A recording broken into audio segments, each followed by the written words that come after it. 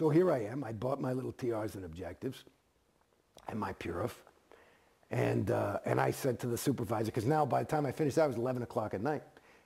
And I'm like, okay, well, when do we start? You know, she said, when can you come in to start the course, to finish up? I said, you know, let's start tomorrow. I said, I can be here 7 in the morning. I said, well, we don't start till 9. I said, you know, I come here to do something. I've been here all day. You guys say you got a product, you want it, you know? So she came in at 8 o'clock for me. So I came in and I just started. And I read all my shit in there. And sounded good. And the first exercise is a thing called OT-TR0, which is basically where you sit 3 feet apart from somebody. You cannot have any thinking mechanism, and you close your eyes and you're totally relaxed, but there's another person 3 feet in front of you doing the exact same thing. And the exercise is to be in communication with that person and your environment. But fully, the key word is confronting, which is, he defines as facing without flinching. So without thinking anything, like if I'm doing it with you, I'm thinking, okay, Mark, he's got that beard and he's probably hiding by. Then I'm flunking, because I'm thinking, instead of just being there, without any thinking. And so I have to be able to be, and you do this, it says, until you get a major stable win. Okay? So I say, fuck it, okay, here's my first Scientology shit, and I'm there with some whoever, and I'm sitting there, and I'm facing him without flinching, and I had a major stable win.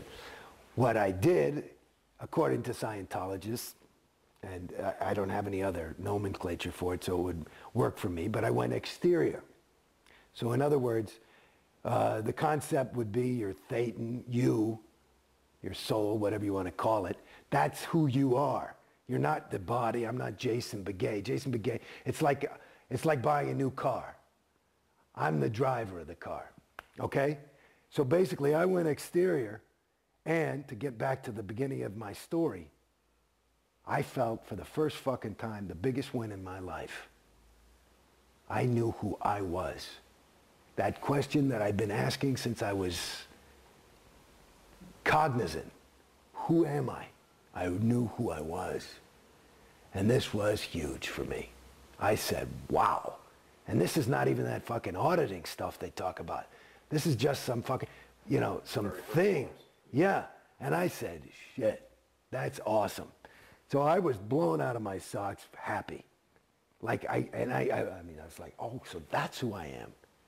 You know, because I knew I wasn't this thing, because I sometimes would have this personality. Sometimes I was a phony. Sometimes I was, you know, you never know if you're real or not, you know. But then there's those moments when, so it's like, who are you? You know, and I could see, I could create effects on people and stuff. This is all this growing up. I mean, it was really interesting. Why would this person like me? You know, I knew why I liked them, but why did they like me? Well, you said back in class that you didn't trust yourself. Why didn't you trust yourself? I didn't know who I was.